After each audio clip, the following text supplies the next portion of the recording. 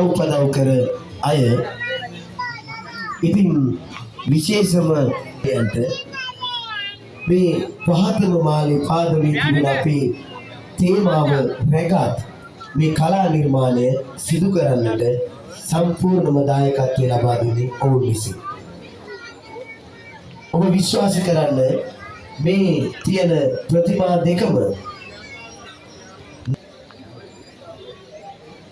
අපේ නිරංග රූපසිංහ මහත්මයා. නිරංග මහත්මයා ඔබ ආදරයෙන් ගෞරවයෙන් සිහිපත් කරන දින ප්‍රතාප එක් දිනකට වතා 10ක් සිහිපත් කරන